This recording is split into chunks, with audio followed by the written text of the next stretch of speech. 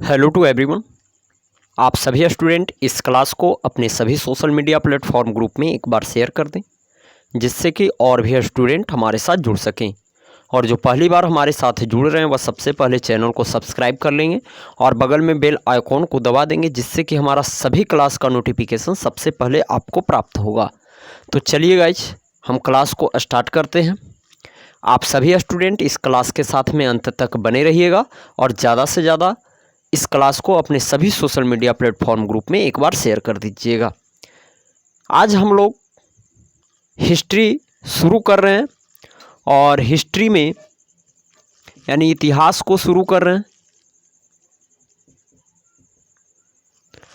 और जो हमारा हिस्ट्री है हम इसे दो पार्टों में डिवाइड कर कर पढ़ेंगे। पहला इंडियन हिस्ट्री और दूसरा है जो वर्ल्ड हिस्ट्री के बारे में जानकारी लेंगे। तो सबसे पहले जो आपको इंडियन हिस्ट्री में पढ़ना है, इसमें हम पढ़ेंगे भारत का इतिहास। किसके बारे में पढ़ेंगे सबसे पहले? तो भारत का इतिहास। यह इंडियन हिस्ट्री का सबसे इम्पोर्टेंट टॉपिक है और यहाँ से कई बार है जो क्वेश्चन को पूछ लिया जाता है और पूछा जा चुका है।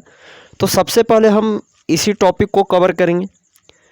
यहाँ पर हम लोग कुछ और बातें कर लेते हैं कि इतिहास कहते हैं किसे। तो देखिए, हालांकि ये चीज़ तो नहीं पूछा जाएगा कि इतिहास किसे कहते हैं, लेकिन इतिहास का जो परिभाषा है इसे जानना भी ज़रूरी है आप लोगों को।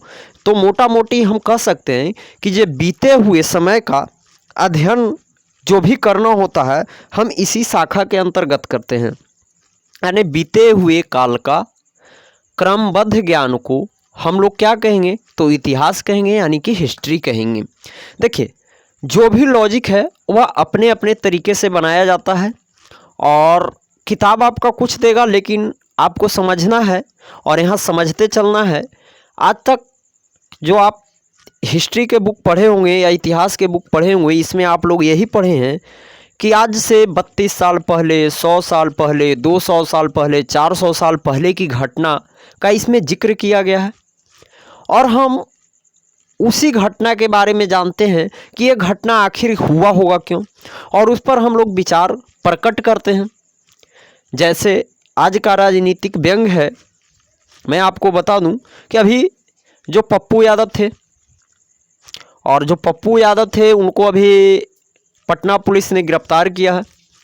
क्यों किया है उसके पीछे मैं नहीं जाऊंगा, लेकिन बात यह है कि यह जो आज पप्पू यादव गिरफ्तार होकर पटना पुलिस के कस्टडी में है, वो आपका हो सकता है कि बीते हुए समय में, यानी कि आने वाला समय में इतिहास बन जाए।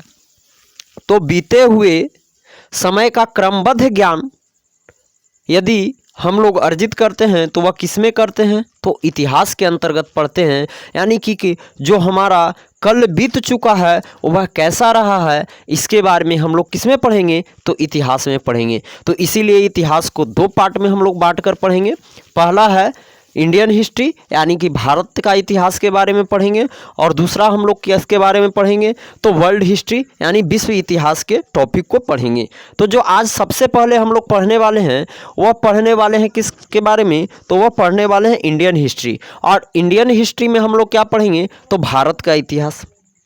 अब भारत का इतिहास जब हम पढ़ रहे हैं तो सबसे पहले आपको समझना ये पड़ेगा कि ठीक है, भारत का इतिहास तो पढ़ रहे हैं, तो आखिर भारत नाम कैसे पड़ा? तो देखिए, किसी भी देश, किसी भी राज्य, किसी भी जिला का एक क्षेत्राधिकार होता है और उसी क्षेत्र तक वह सीमित होता है और उसी एरिया को एक पार्टिकुलर नाम दे दिया जाता है। यदि आपको समझ में आ रहा है तो आप सभी स्टूडेंट जल्दी से इस क्लास को अपने सभी सोशल मीडिया प्लेटफॉर्म ग्रुप में एक बार शेयर कर दें। और देखिए, अभी कोरोना काल का महामारी चल रहा है, इस कारण है जो बहुत सारे क्लास जो ऑफलाइन क्लास हैं वो तो बिल्कुल ही बंद किए जा चुके हैं। बाकी के जो ऑनलाइन क्लासेज हैं वे आपको दिया जा रहा है। तो आज से इस चैनल पर आप लोग के लिए है जो हिस्ट्री को स्टार्ट किया गया है, और यह जो क्लास है यह एसएससी, बैंक, रेलवे, यानी जितने भी एक दिवसीय एग्ज़ाम हैं, स्टेट पीसीएस हो, उन सभी एग्ज़ाम्स के लिए यह क्लास आप लोग के लिए बहुत ही इम्पोर्टेंट रहेगा। तो हम बात कर रहे थे कि भारत का नामकरण यानी कि विस्तार कहाँ से कहाँ तक है। किसका विस्तार? तो भारत का विस्तार। क्योंकि कोई भी देश है, राज्य है या ज़िला है, इस सब का एक पार्टिकुलर एरिया होता है और उसी को हम एक पार्टिकुलर नाम से बुलाते हैं। तो भारत का जो विस्तार है यह है उत्तर में हिमालय से लेकर दक्षिण में समुद्र तट तक यह फैला हुआ भाग को भारतीय उपमहाद्वीप के नाम से जाना जाता है। कहाँ से कहाँ तक फैला हुआ है हमारा भारतीय उपमहाद्वीप? तो उत्तर में हिमालय से लेकर दक्षिण में समुद्र तट तक फैला हुआ यह जो भूभाग है, इसको हम किस नाम से जानते हैं? तो भारतीय उपमहाद्वीप के नाम से जानते हैं। अब भारतीय उपमहाद्वीप में यहाँ से पूछ लिया जाता है कि बताइए भारतीय उपमहाद्वीप में सम्मिलित देश कितने हैं? तो देखिए, भारतीय उपमहाद्वीप देश में जो सम्मिलित देश हैं कौन कौन हो सकते हैं, यदि आपको जो मैप का ज्ञान है तो आप यहाँ पर जान सकते हैं कि इस तरह से है हमारा भारत और इस तरह से भारत है। तो हमारा है जो भारत है 3 तरफ से समुद्र से घिरा हुआ है। नीचे में हमारा क्या है? तो नीचे में हमारा हिंद महासागर, पश्चिम में हमारा क्या है? तो अरब सागर है और इधर क्या है पूरब में? तो बंगाल के खाड़ी है।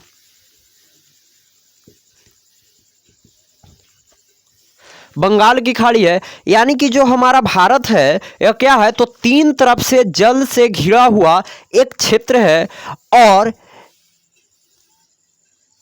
इधर का जो पोर्शन है जो उत्तर में है, जो हिमालय से घिरा हुआ है।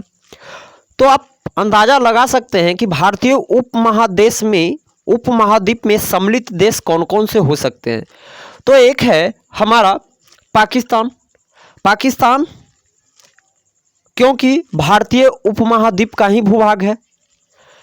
इसके बाद अफगानिस्तान है जो भारतीय उपमहाद्वीप में सम्मिलित था।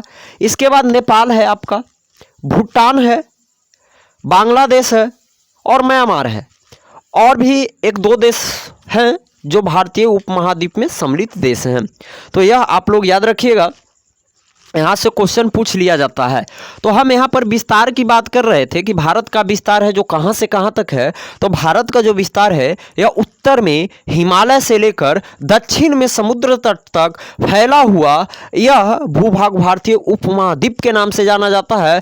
और यहाँ के निवासियों को क्या कहा जाता है? तो यहाँ के निवासियों को भारतीय कहा जाता है। जैसे यदि हम बिहार के रहने वाले हैं तो हमें बिहारी बुलाया जाता है, यदि हम उड़ीसा के रहने वाले हैं तो हमें उड़िया भाई बुलाया जाता है। इसी तरह से यदि हम पश्चिम बंगाल के रहने वाले हैं तो हमें बंगाली बुलाया जाता है, यदि महाराष्ट्र के रहने वाले हैं तो हमें मराठी बुलाया जाता है, गुजरात के रहने वाले हैं तो गुजराती बुलाया जाता है। तो इसी तरह से भारतीय उपमहाद्वीप में जो लोग निवास करते हैं उसे भारतीय के नाम से पुकारा जाता है। इतना बात आप लोगों को क्लियर हो जाना चाहिए। ये बहुत ही बेसिक चीज़ है और यह आपको है जो हर एक बुक में मिल जाएगा। तो आप लोग यह याद रखिएगा कि उत्तर में हिमालय से लेकर दक्षिण में समुद्र तट तक फैला हुआ यह भूभाग भारतीय उपमहाद्वीप के नाम से जाना जाता है। और जो भारत है इसका क्षेत्रफल और जो इसका लैंगिट्यूड है और जो लैटिट्यूड है, इसके बारे में हम ज्योग्राफी में अध्ययन करेंगे। तो आप लोग बिल्कुल ही निराश न हो, हम लोग हिस्ट्री को पढ़ रहे हैं तो हिस्ट्री के अंतर्गत जो चीज़ें हैं वो आपको पकड़ना है। और यहाँ से भारत का इतिहास यानी कि इंडियन हिस्ट्री से किस तरह के क्वेश्चन को पूछा जाता है। इंडियन हिस्ट्री है जो एक दिन का क्लास नहीं होगा, आपको बहुत सारे क्लास इसका मिल जाएंगे। तो अब चलिए भारत का ही अन्य नाम है उसके बारे में जान लेते हैं। तो भारत का एक अन्य नाम है इंडिया। क्या नाम है भारत का ही एक अन्य नाम? तो इंडिया। अब बताइए, देश एक है, नाम और है। जैसे यदि आप देखे होंगे छोटा बच्चा जब होता है तो छोटा बच्चा को पहले चिंटू, पिंटू, मुन्नी, सुन्नी यानी जो भी नाम होता है स्थानीय उसी नाम में पुकारा जाता है। इसी तरह से हम लोग किस नाम से जानते हैं? तो हम लोग भारत के नाम से जानते हैं, लेकिन इसी का एक अन्य नाम है इंडिया। अब इंडिया के नाम से कौन जानता है? तो यूनानियों ने है जो हमारे देश भारत को इंडिया नाम दिया था। किसने दिया था?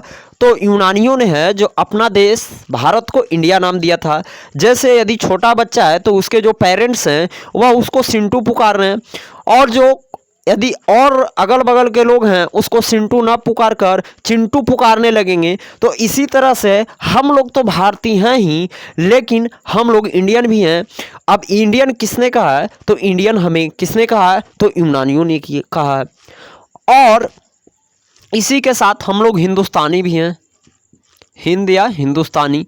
अब इसने किससे कहा है, यानी कि हम लोग को हिंदुस्तानी किसने कहा है? तो हिंदुस्तानी कहा है मुस्लिम इतिहासकारों ने। मध्यकाल जब आप पढ़ेंगे इंडियन हिस्ट्री में, तो मध्यकाल में बहुत सारे इंडिया पर अटैक किया गया है, यानी कि भारत पर आक्रमण किया गया है विदेशियों के द्वारा। और वहीं के इतिहासकार ने क्या किया है कि भारत का ही अन्य नाम दे दिया है हिंद, अथवा हिंदुस्तान के नाम से भी संबोधित किया है। तो ये चीज़ आप लोग याद में रखेंगे, क्योंकि कभी कभी पूछ देता है कि बताइए कि इंडिया जो नाम है, भारत का जो इंडिया नाम है, यह किसके द्वारा दिया गया है? तो यह यूनानियों को द्वारा दिया गया है। और जो हिंद अथवा हिंदुस्तान है यह मुस्लिम इतिहासकारों के द्वारा दिया गया है। जब अरब आक्रमणकारी आए थे मध्यकाल में, उसी समय उसने अपना देश भारत का नाम है जो हिंद अथवा हिंदुस्तान रखा था। अब तो ये हो गया हमारा कि नामकरण कैसे हुआ, हमारा देश का फैलाव कहाँ से कहाँ तक है, ये चीज़ अब हमने जान ली है। अब हम लोग जानते हैं कि भारतीय इतिहास के बारे में जानकारी के लिए कितने स्रोत हैं। तो देखिए, किसी भी चीज़ का इतिहास यदि जानना है तो उसके लिए कुछ स्रोत होते हैं।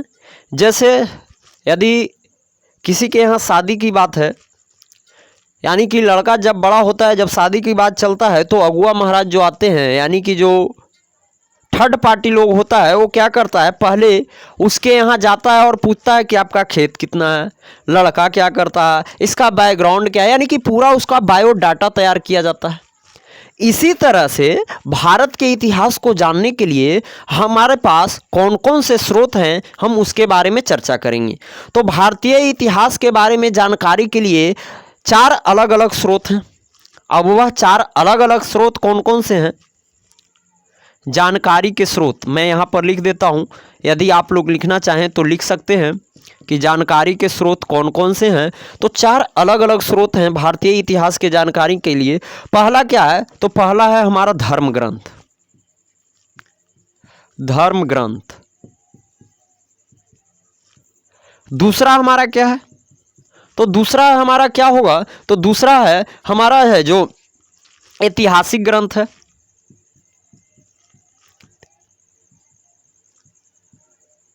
ऐतिहासिक ग्रंथ। तीसरा हमारा क्या है? तो तीसरा जो हमारा है यह है विदेशियों का विवरण।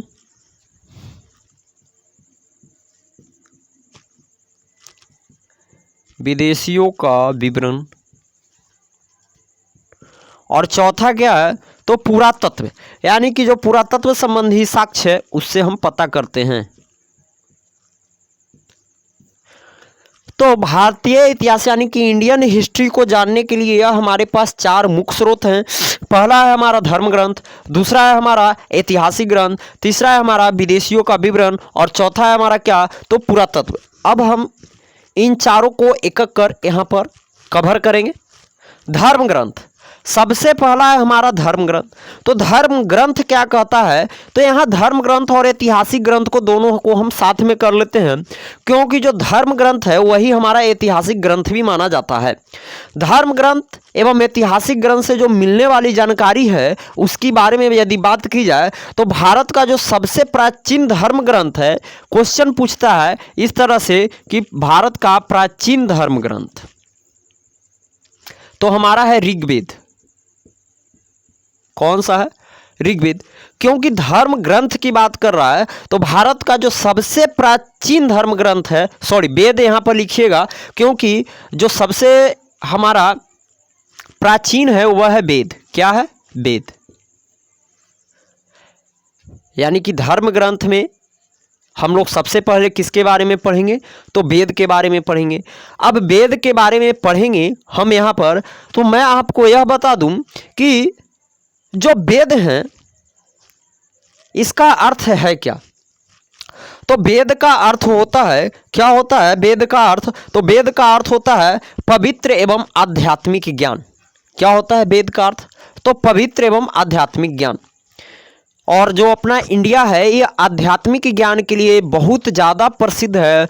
और आज भी विदेशी जो लोग हैं यानी कि फॉरेन के जो लोग हैं वह अपने इंडिया में आकर आध्यात्मिक ज्ञान के प्रति रुझान रखते हैं।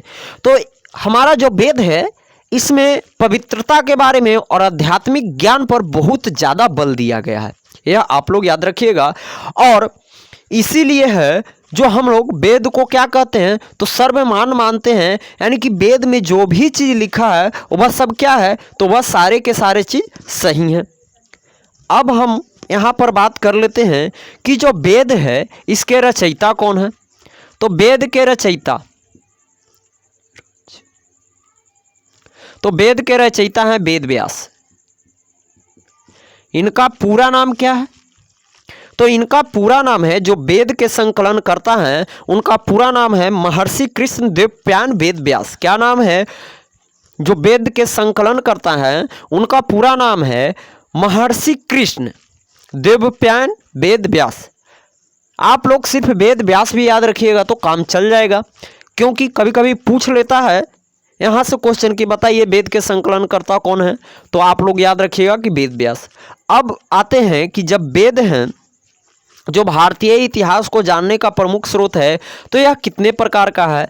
तो जो वेद है हमारा यह 4 प्रकार का है। पहला कौन सी है? तो पहला हमारा ऋग्वेद है। दूसरा क्या है?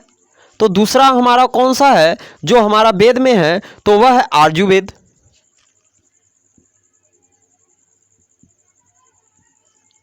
तीसरा हमारा कौन सा है? तो तीसरा जो हमारा वेद है आर्जुवेद के बाद का जो वेद है वह है हमारा सामवेद।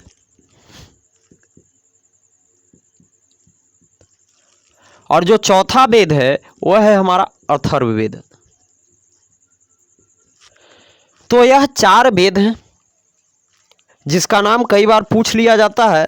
और यह जो चारों वेद हैं इसका मैं व्याख्या आप लोगों को है जो रेगुलर क्लास बाय क्लास में करते चलूँगा। सबसे पहले हम लोग देखेंगे ऋग्वेद को। किसको देखेंगे? सबसे पहले हम लोग देखेंगे तो ऋग्वेद को देखेंगे, यानी कि जो वेदों की संख्या है वह कितना है? तो वेदों की संख्या है जो 4 है, यह आप लोग याद रखिएगा। पहला कौन सा है? तो ऋग्वेद है। दूसरा कौन सा है? तो आजुवेद है। और तीसरा कौन सा है? तो सामवेद है। और चौथा कौन सा है? तो वह है अथर्ववेद। यह आप लोग याद रखेंगे। और हो सके तो ज़्यादा से ज़्यादा इस क्लास को अपने सभी सोशल मीडिया प्लेटफॉर्म ग्रुप में एक बार ज़रूर शेयर करें। यह क्लास है दोस्तों जो आप लोगों को प्रतिदिन इसी टाइम पर अवेलेबल कराया जाएगा, तो आप लोग निफिक्र रहें। और किसी भी प्रकार की यदि कोई जानकारी आप चाहते हैं तो आप हमारे दिए हुए नंबर 83 20 54 32 98 पर संपर्क कर सकते हैं। एनी इन्फॉर्मेशन के लिए और नंबर दिया गया है जिस पर आप कांटेक्ट कर सकते हैं। अब चलिए हम यहाँ पर देख लेते हैं कि जो सबसे हमारा पुराना वेद है, 4 वेद है, उसमें सबसे पुराना वेद कौन सा है? तो सबसे पुराना वेद है हमारा ऋग्वेद। तो हम लोग ऋग्वेद के बारे में ही चर्चा करते हैं। किसके बारे में चर्चा करेंगे? तो ऋग्वेद के बारे में चर्चा करेंगे। एक चीज़ और यहाँ पर है जो मैं आपको बता दूं, वेद को ही इतिहास का मुख भी कहा गया है। किसे इतिहास का मुख कहा गया है? तो वेद को ही इतिहास का मुख भी कहा गया है, यह भी आप लोग याद में रखेंगे। और वेद को समझने के लिए है जो किसकी रचना की गई है? तो वेद को समझने के लिए है जो वेदांग की रचना की गई है। यहाँ मैं लिख देता हूँ, वेद को समझने के लिए है जो वेदांग की रचना की गई है। किसकी रचना की गई है वेद को समझने के लिए? तो वेदांग की रचना की गई है। वेद का अर्थ क्या होता है? तो वेद का अर्थ होता है पवित्र एवं आध्यात्मिक ज्ञान। अब वेद को समझने के लिए जो वेदांग की रचना की गई है, अब इसकी संख्या कितना है? तो जो वेद को समझने के लिए वेदांग की रचना की गई है इसकी संख्या है 6। और वह कौन कौन से हैं इसके बारे में हम जान लेते हैं। तो जो पहला है वह है हमारा शिक्षा। शिक्षा क्या है? वेदांग में वेदांग हमारा वेदांग की संख्या 6 है, जिसमें सबसे पहला है हमारा शिक्षा। इसके बाद किसका नंबर आता है? तो इसके बाद आता है कल्प का, कल्प। इसके बाद हमारा क्या हो जाएगा? शिक्षा है, कल्प है, इसके बाद है व्याकरण, व्याकरण। इसके बाद आपको एक और है, व्याकरण के बाद है आपका निरुक्त, निरुक्त। इसके बाद है आपका निरुक्त के बाद है छंद, और एक है ज्योतिष, ज्योतिष। तो वेद को समझने के लिए 6 वेदांग की रचना की गई है, और यह 6 वेदांग कौन कौन से हैं? तो शिक्षा, कल्प, व्याकरण, निरुक्त, छंद और ज्योतिष। तो इसका नाम आप लोग याद रखिएगा। वेद 4 है, वेदांग 6 है, और इसके बाद भी बहुत सारे आते हैं, उसके बारे में मैं आपको बता देता हूँ। शिक्षा, वेद को समझने के लिए देखिए, पहले के ज़माने में, आज से कुछ दिन पहले, 20 वर्ष 50 वर्ष पहले यदि आप बैक में जाते हैं तो बहुत कम लोग शिक्षित थे, उनको पढ़ने नहीं आता था। इसीलिए है जो वेद, जब शिक्षा रहेगा ही नहीं तो आगे वाला व्यक्ति क्या बोल रहा है इसको हम लोग कैसे समझ पाएंगे। तो इसीलिए है कि वेद को समझने के लिए वेदांग की रचना की गई है, और वेदांग की संख्या के गो है तो 6 है। पहला है शिक्षा, दूसरा है कल्प, तीसरा है व्याकरण, चौथा है निरुक्त, पांचवा है छंद और छठा है ज्योतिष। ज्योतिष विद्या आज भी देखते हैं। शिक्षा है ही, व्याकरण है ही, तो इसको आप याद रखिएगा, ये मोटा मोटी पूछ लिया जाता है। अब यहाँ पर मैं 3 इम्पोर्टेंट चीज़ बताता हूँ जो आप लोग के लिए इम्पोर्टेंट है।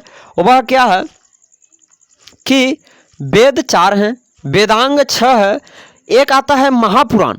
क्या आता है? महापुराण, महापुराण आप लोगों ने नाम सुना होगा। और महापुराण है जो 18 है। कितना है महापुराणों की संख्या? तो महापुराणों की संख्या है 18, और इसके बाद है स्मृति। स्मृति की संख्या है जो 36 है। और मैं बता दूं यहाँ पर, इसके बाद एक और पूछा जाता है उपनिषद, उपनिषद। और जो उपनिषद है उसकी संख्या है 108। कितना है? तो उपनिषद की संख्या है 108। और हमारे पास 2 महाकाव्य भी हैं, महाकाव्य, महाकाव्य कौन कौन से हैं? तो एक है महाभारत, महाभारत, और दूसरा क्या है? तो रामायण, रामायण। ये हमारे पास 2 महाकाव्य हैं। महाभारत का जो प्राचीन नाम है यह पूछा जाता है, तो इसका नाम है जय संहिता, संहिता। क्या नाम है महाभारत का प्राचीन नाम? तो इसका नाम है जय संहिता, यह आप लोग याद रखिएगा। और रामायण तो हमारा रामायण है ही। तो आप लोग को जो है मुख्य रूप से यही याद रखना है कि जो भारत का प्राचीनतम धर्म ग्रंथ है वह क्या है? तो वह है हमारा वेद। वेद कितने तरह के हैं? तो वेद हैं 4। कौन कौन से हैं? तो ऋग्वेद, यजुर्वेद, सामवेद और अथर्ववेद। यह आपको याद रखना है। वेद क्या है? तो वेद है हमारा पवित्र ज्ञान, यानी आध्यात्मिक ज्ञान भी इसको कह सकते हैं।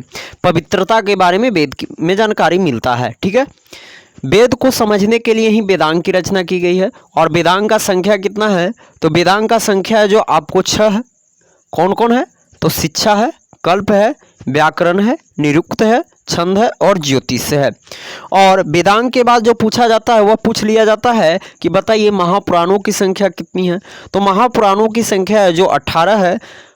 बहुत एग्जामिनर खुश होता है तो पूछ लेता है कि स्मृति की संख्या कितना है? तो स्मृति की संख्या 36 है। और उपनिषद हैं जो 108 हैं। और 2 हमारे पास महाकाव्य है।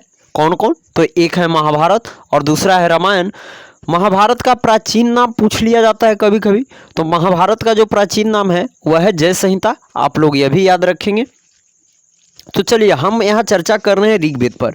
तो सबसे जो पुराना वेद है वह है हमारा ऋग्वेद। तो ऋग्वेद के बारे में ही हम लोग सबसे पहले चर्चा कर लेते हैं। देखिए यहाँ से कुछ और इम्पोर्टेंट जानकारी है, जैसे उपनिषद। उपनिषद किसे कहते हैं? तो ब्रह्म विद्या प्राप्त करने के लिए गुरु के समीप बैठना ही उपनिषद कहलाता है। क्या कहलाता है? तो ब्रह्म विद्या प्राप्त करने के लिए गुरु के समीप बैठना उपनिषद कहलाता है। आज भी वही है, पहले भी वही था। यानी कि जब ज्ञान पाना होता है, विद्या पाना होता है, तो हमें गुरु के समीप जाना ही पड़ता है। तो गुरु के समीप ब्रह्म विद्या पाने के लिए बैठना ही आपका उपनिषद कहलाता है। उपनिषद कितना है? तो 108 है, या आप लोग ध्यान में रखिएगा।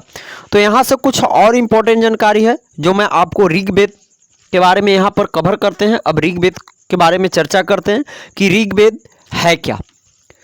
तो ऋग्वेद के लिए पहले यदि आप इसका स्क्रीनशॉट लेना चाहते हैं तो ले सकते थे, बैक होकर स्क्रीनशॉट ले लीजिएगा। चलिए, ऋग्वेद किस वेद के बारे में? सबसे जो प्राचीनतम हमारा धर्म ग्रंथ है वह है ऋग्वेद।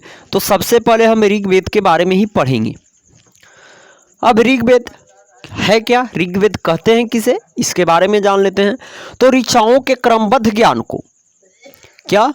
तो ऋचाओं के क्रमबद्ध ज्ञान संग्रह को ऋग्वेद कहा गया है। देखिए, इतिहास का भी यही आप परिभाषा दे रहे हैं कि बीते हुए समय का क्रमबद्ध अध्ययन करना इतिहास कहलाता है। और ऋग्वेद क्या कहता है? तो ऋचाओं के क्रमबद्ध ज्ञान के संग्रह को क्या कह रहे हैं? ऋग्वेद कह रहे हैं। तो यह आपको याद करना है।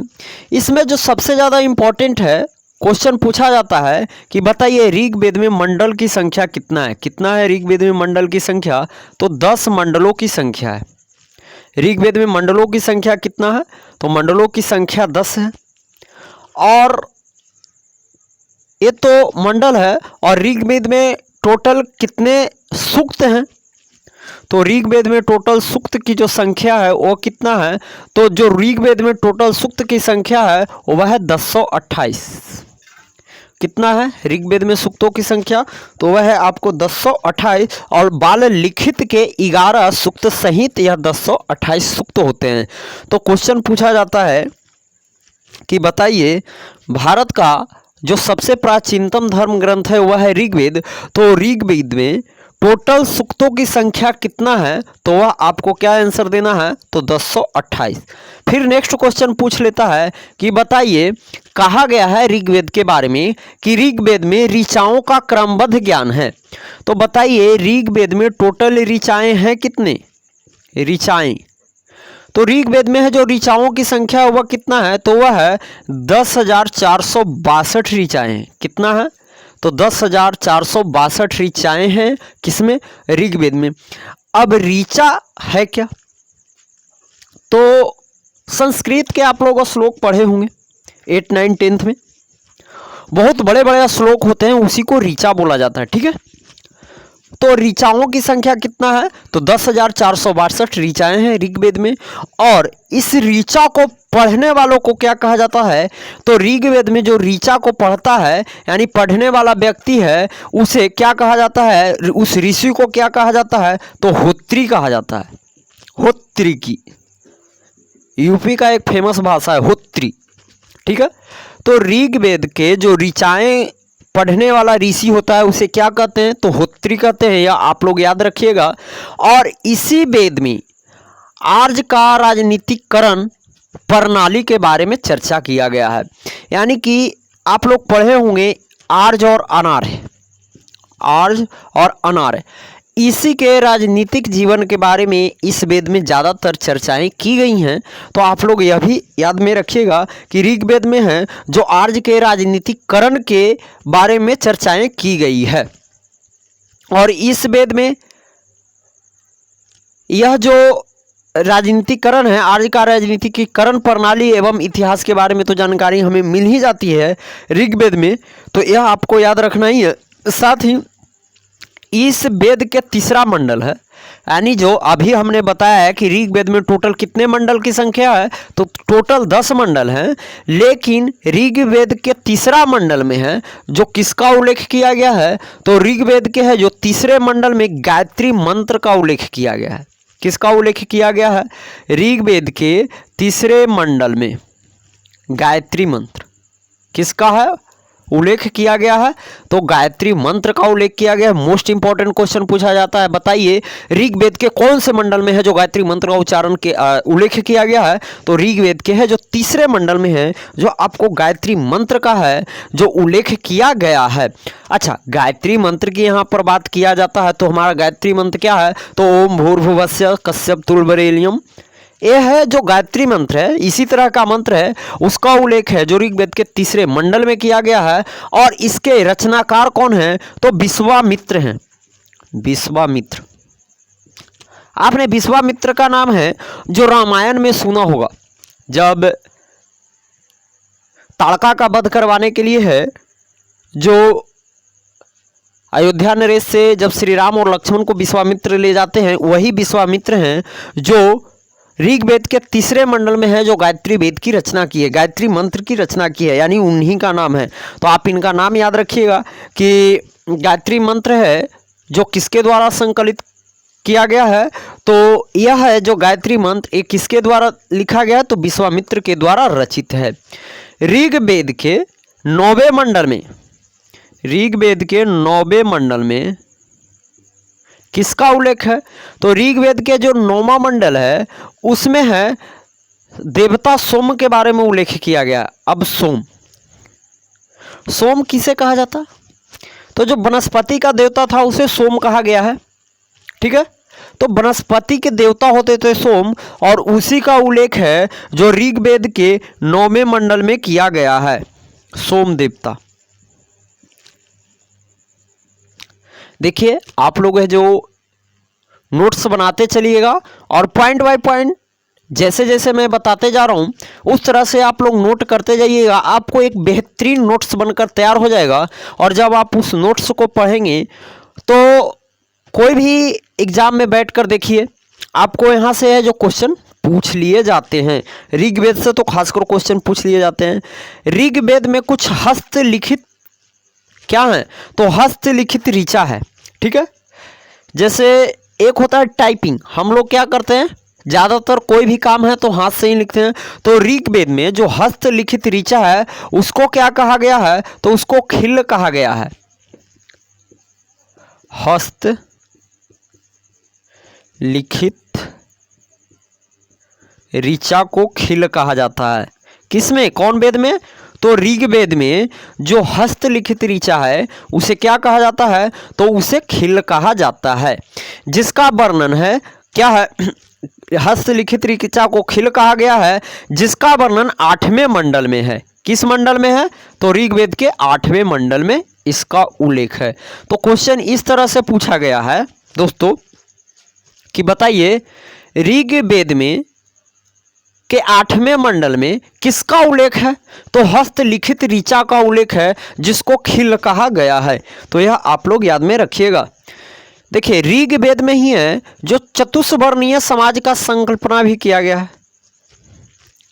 ये जो आज जातिवाद देख रहे हैं उस समय भी जातिवाद था, ऋग्वैदिक काल से ही आ रहा है। तो ऋग्वेद में ही है जो चतुष्वर्णीय समाज की परिकल्पना किया गया है। अब वह चतुष्वर्णीय समाज की संकल्पना है जो ऋग्वेद में किया गया है। तो कौन से मंडल में किया गया है? मोस्ट इंपॉर्टेंट क्वेश्चन है। तो यह 10वें मंडल के पुरुष सूक्त में किया गया है। ऋग्वेद के 10वें मंडल के पुरुष सूक्त में है जो चतुष्वर्णीय यानी कि 4 वर्ण 4 जाति का उल्लेख किया गया है। अब वह 4 जाति कौन कौन से हैं? आप सभी स्टूडेंट जल्दी से एक बार नहीं होता है तो इसका स्क्रीनशॉट ले लीजिए, फिर मैं आपको आगे लिखता हूं। तो ऋग्वेद में है जो 4 वर्ण हैं वो कौन कौन से हैं उसके बारे में मैं आपको एक हिस्सा सुनाता हूं जो आपको याद हो जाएगा। तो आप लोग गौरपूर्वक सुनिएगा। हाँ, और यह क्लास आप लोग को यदि हेल्पफुल साबित हो रहा है तो आप इस क्लास को शेयर करना बिल्कुल भी मत भूलिएगा, क्योंकि हम लोग प्रतिदिन और निरंतर यही प्रयास करते हैं कि आपको वैसे इंपॉर्टेंट चीज़ दिया जाए जो आपको डायरेक्ट एग्ज़ाम में पूछ लिया जाता है। और इसी क्रम में है जो कभी कभी क्लास हमारा लेट होता है, नहीं हो पाता है, तो इसके लिए मैं माफ़ी चाहूँगा आप लोगों से। तो आप सभी स्टूडेंट हैं जो बराबर बेल आइकॉन को दबा के रखिएगा ताकि जो भी मैं क्लास आप लोगों के लिए डालूँ बस उसका नोटिफिकेशन सबसे पहले आपको प्राप्त हो जाए। तो चलिए हम लोग यहाँ संकल्पना कर रहे हैं किसमें कि तो चतुष्वर्णीय समाज की। तो चतुष्वर्णीय समाज है क्या ऋग्वेद के अनुसार? तो ऋग्वेद में कहा गया है कि एक विराट पुरुष है। विराट पुरुष वहाँ विष्णु भगवान को कहा गया। किसको कहा गया? विष्णु को कहा गया है। और बोला गया है इसमें क्या कि जो जाति है इसके अनुसार ब्राह्मण है। जो 4 जाति है उसमें ब्राह्मण, पहला ब्राह्मण, दूसरा है क्षत्रिय, तीसरा है आपका वैश्य और चौथा है आपका शूद्र। यही 4 समाज की है जो संकल्पना किया गया है ऋग्वेद में, और ऋग्वेद के 10वें मंडल के पुरुष सूक्त में किया गया है। यह आप लोग याद रखिएगा। और यहाँ कहा गया है कि एक विराट पुरुष है जिसका नाम हम लोग हिंदू धर्म के अनुसार जानते हैं कि विष्णु है। और कहा गया कि विष्णु के मुख से जो निकला है वह क्या है? तो वह है ब्राह्मण। मुख से जो निकला है वह है ब्राह्मण। क्षत्रिय है जो कहाँ से निकला है? तो क्षत्रिय है जो भुजा से निकला है। विष्णु के भुजा से जो निकला है उसे क्या कहा गया है? तो उसे क्षत्रिय कहा गया है। और जो विष्णु की जंघाओं से निकला है, किससे निकला है? तो जो विष्णु के जंघाओं से निकला है उसे कहा गया है ऋग्वेद में वैश्य।